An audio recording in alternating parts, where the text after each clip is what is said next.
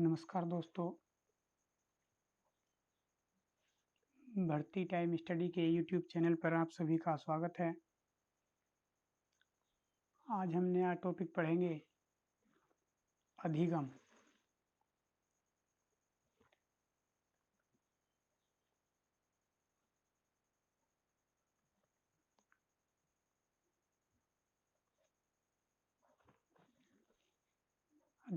अधिगम को इंग्लिश में लर्निंग कहते हैं।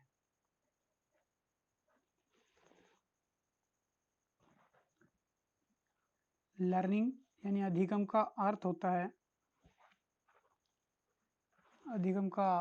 होता है सीखना या व्यवहार में परिवर्तन। अधिगम का अर्थ होता है सीखना या व्यवहार में परिवर्तन।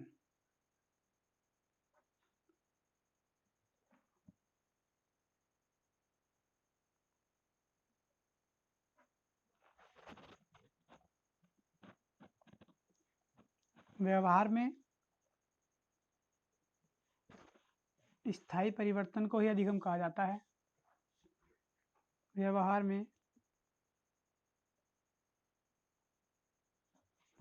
जो स्थायी परिवर्तन होगा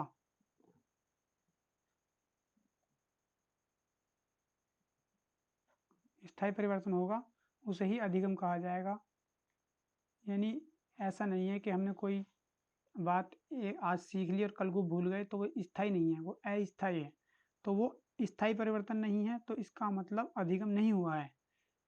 अधिगम वही है जिसमें व्यवहार में स्थायी परिवर्तन हो, और ये स्थायी परिवर्तन सिर्फ 3 कारणों से होगा, तभी अधिगम माना जाएगा। स्थायी परिवर्तन अभ्यास के कारण हो, या ये स्थायी परिवर्तन प्रशिक्षण के कारण हो, या अनुभव के द्वारा। व्यवहार में स्थायी परिवर्तन को ही अधिगम कहते हैं, या व्यवहार में स्थायी परिवर्तन को अभ्यास के कारण, प्रशिक्षण के कारण, अनुभव के कारण जो परिवर्तन होता है उसे ही अधिगम कहा जाता है। एक पॉइंट आता है कि व्यवहार का विज्ञान किसने दिया है? व्यवहार का विज्ञान, व्यवहार का विज्ञान, तो व्यवहार का विज्ञान वाटसन ने, यानी व्यवहार का विज्ञान कहा है। अधिगम को व्यवहार का विज्ञान किसने कहा है? वाटसन ने। और वाटसन को व्यवहारवाद का जनक भी कहा जाता है। व्यवहारवाद का जनक, दोनों पॉइंट इंपॉर्टेंट हैं कि अधिगम को व्यवहार का विज्ञान किसने कहा है? वाटसन ने। व्यवहारवाद का जनक किसे कहा जाता है? वाटसन को। अब बात आती है व्यवहार शब्द का सर्वप्रथम प्रयोग किसने किया? तो 1905 में विलियम मैकडूगल ने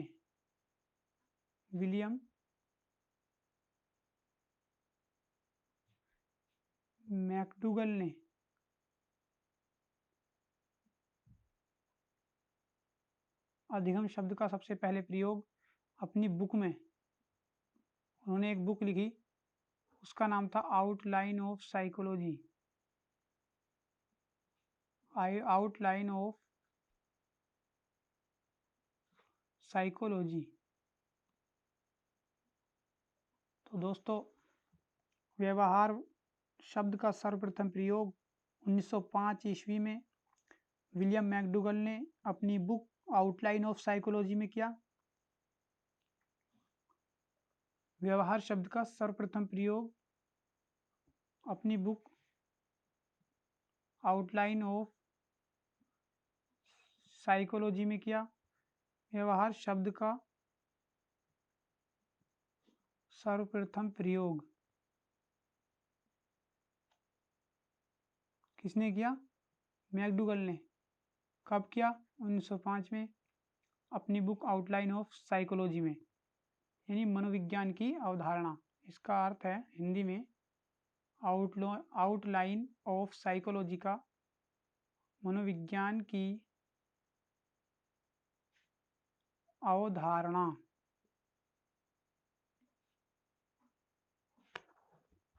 तो दोनों पॉइंट इंपॉर्टेंट हैं कि व्यवहार का विज्ञान किसने कहा है, वाटसन ने। व्यवहारवाद का जनक कौन है, वाटसन। लेकिन व्यवहार शब्द का सर्वप्रथम प्रयोग किसने किया है, मैकडूगल ने।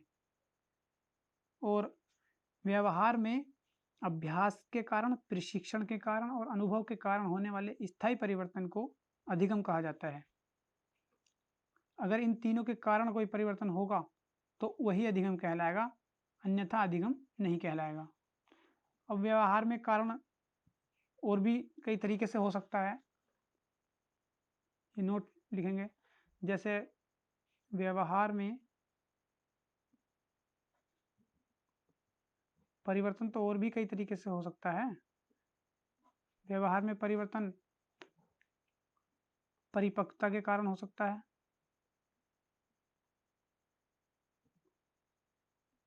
या व्यवहार में परिवर्तन बीमारी के कारण हो सकता है, थकान के कारण हो सकता है,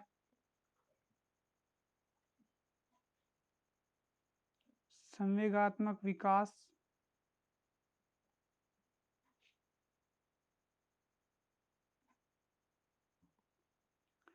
या मादक पदार्थों का सेवन से।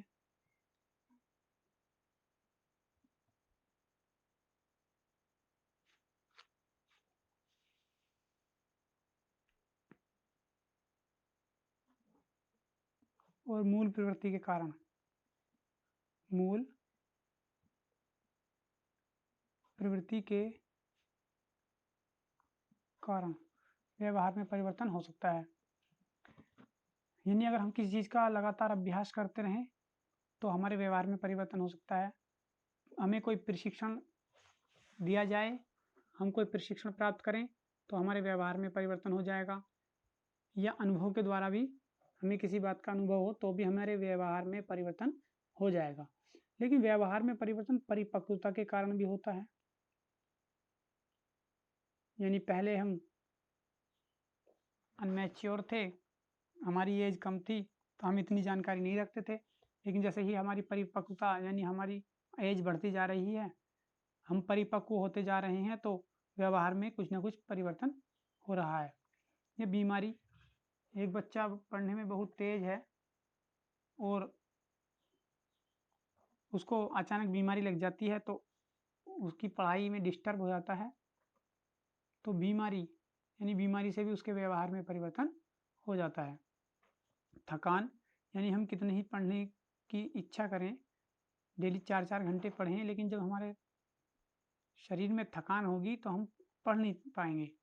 जब हम पढ़ नहीं पाएंगे तो इसका मतलब ये हुआ कि व्यवहार में हमारे थकान के कारण भी परिवर्तन हो गया। संवेगात्मक विकास, संवेगात्मक विकास ये होता है जैसे कोई बच्चा स्कूल गया, वो पढ़ने में बहुत अच्छा है और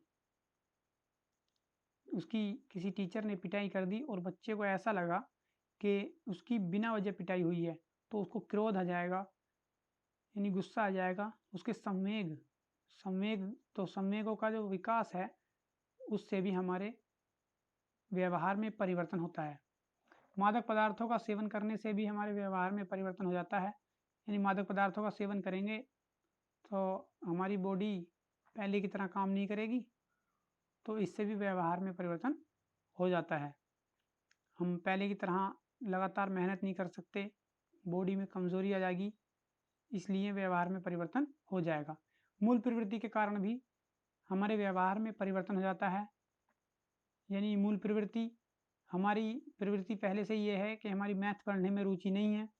किसी बच्चे की मैथ पढ़ने में रुचि नहीं है तो उसकी ये मूल प्रवृत्ति है कि वो रुचि नहीं लेता, पढ़ने में वो इंटरेस्ट नहीं लेता, तो इसका मतलब उसके व्यवहार में परिवर्तन हो जाएगा। और बाद में ये समझिए, वही बच्चा अगर पढ़ने में रुचि नहीं लेता है और बाद में वो पढ़ने में रुचि लेने लगे तो उसके व्यवहार में परिवर्तन होगा।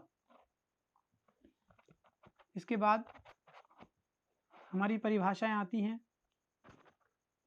इसकी अधिगम की। अधिगम की कुछ परिभाषाएं हैं और इसे हम ट्रिक से याद करेंगे। परिभाषा, तो सबसे पहले तो ये परिभाषा यही है,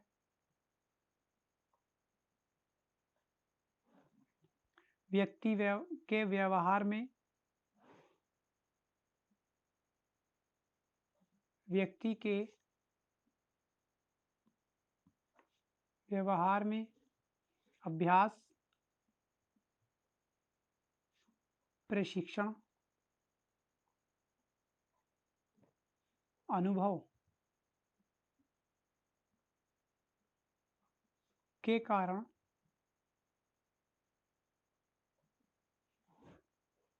आए स्थायी परिवर्तन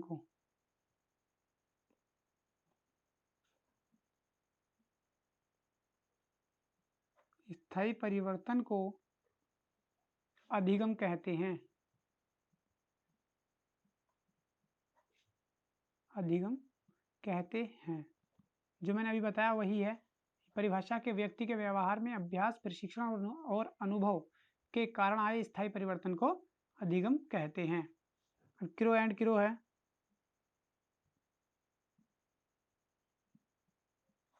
क्रो एंड क्रो ने एक परिभाषा दी है, आदत,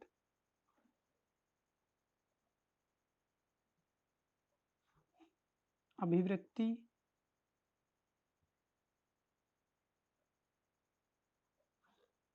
और ज्ञान। आदत, अभिवृत्ति और ज्ञान का अर्जन करना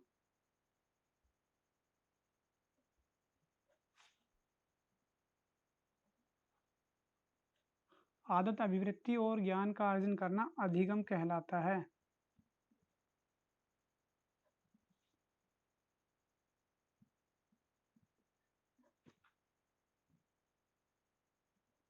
अधिगम कहलाता है। सबसे मोस्ट इम्पोर्टेंट ये डेफिनेशन है क्रो एंड क्रो की, कभी पूछी जा सकती है और पूछी भी गई है एक दो बार, तो बहुत इम्पोर्टेंट है। इसको हम अभी ट्रिक से कवर करेंगे। पहले मैं एक बार सारी परिभाषाएं लिखकर आपको दिखा दूं। इसके बाद गिलफोर्ड ने क्या कहा है, जो जो इम्पोर्टेंट टॉपिक होंगे मैं आपको वही बताता रहूँगा, याद दिलाता रहूँगा। व्यवहार के कारण व्यवहार के कारण व्यवहार में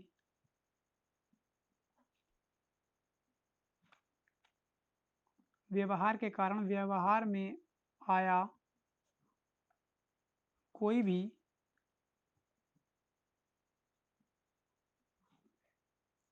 परिवर्तन व्यवहार के कारण व्यवहार में आया कोई भी परिवर्तन अधिगम कहलाता है।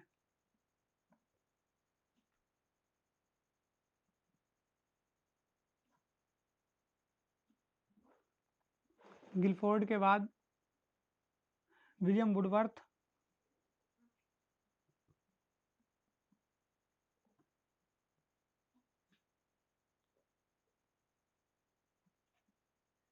विलियम वुडवर्थ ने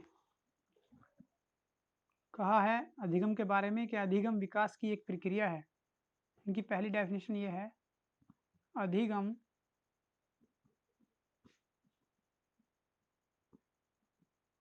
विकास की एक प्रक्रिया है।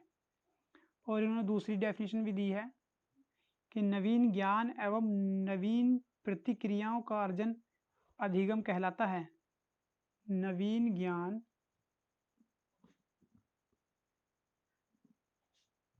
एवं नवीन प्रतिक्रियाओं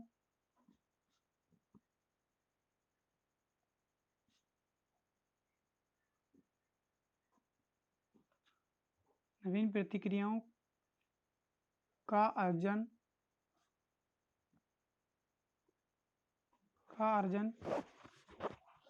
अधिगम कहलाता है।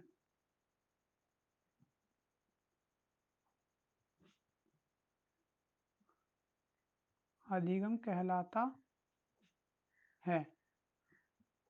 तो ये डेफिनेशन है वुडवर्थ की। इसके बाद B.F. स्किनर ने ब्रूर रस फ्रेडरिक स्किनर,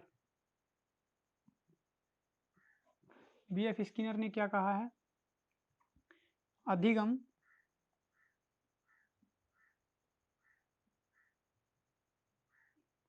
अधिगम व्यवहार में उत्तरोत्तर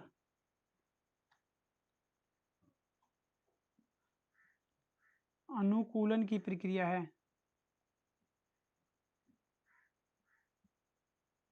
अनुकूलन की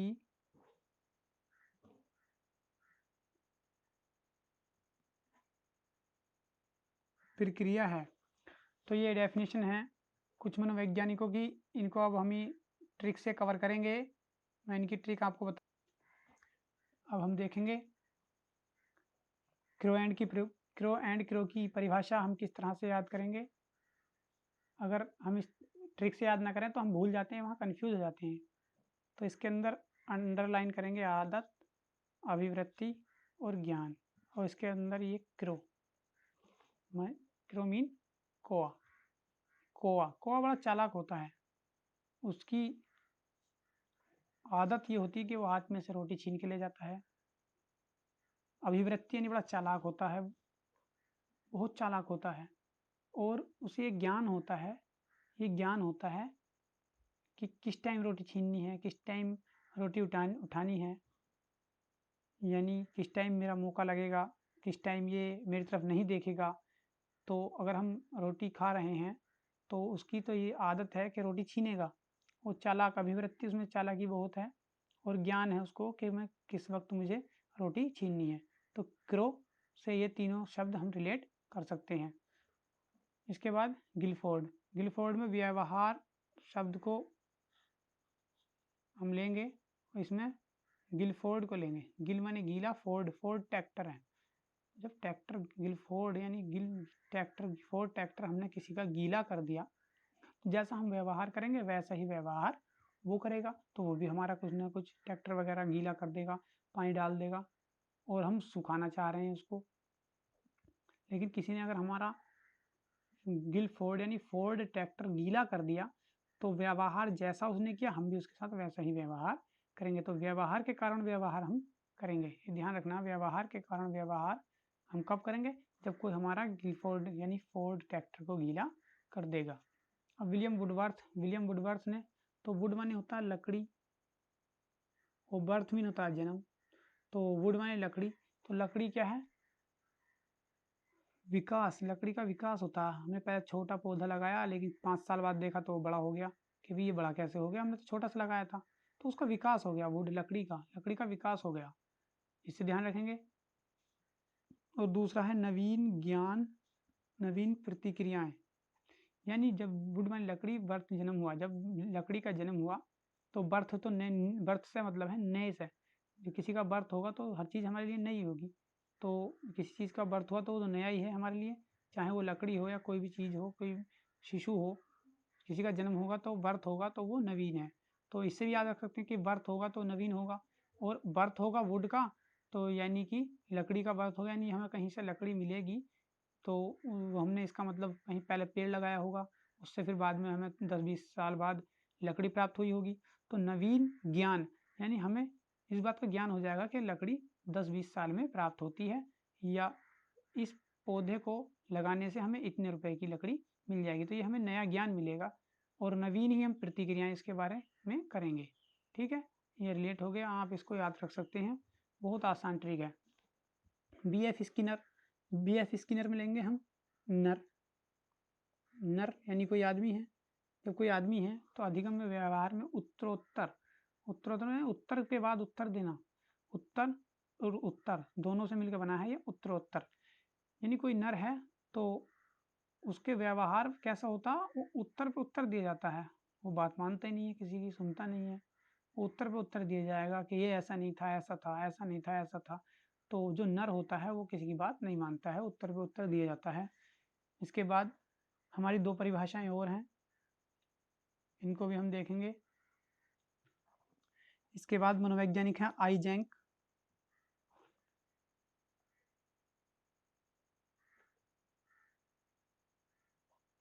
आईजेंक ने क्या कहा? अधिगम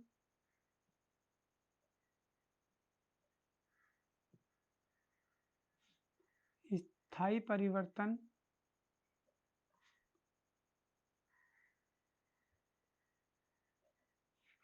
के अंतर्गत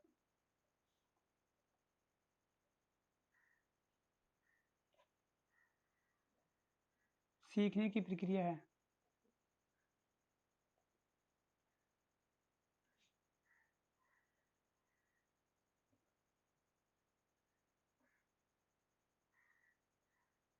अधिगम स्थायी परिवर्तन के अंतर्गत सीखने की प्रक्रिया है। और दूसरे हैं गेट्स। गेट्स ही कह सकते हैं, या इसका नाम एक साथ एक बार गेट्स के साथ गेट्स एवं अन्य लगा हुआ मिला है, एग्जाम में आया हुआ है। और ये बहुत मोस्ट को ये है परिभाषा, मोस्ट है, 100% मोस्ट है ये, इसको याद रखेंगे, बड़ी फेमस डेफिनेशन है। कभी कभी अकेला गेट्स देता है और गेट्स एवं अन्य इस तरह से दे देता है। तो प्रशिक्षण और अनुभव के कारण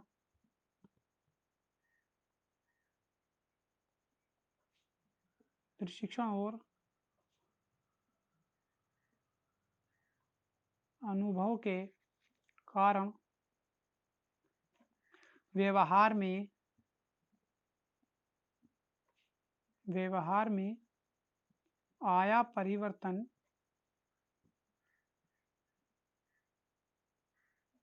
अधिगम कहलाता है।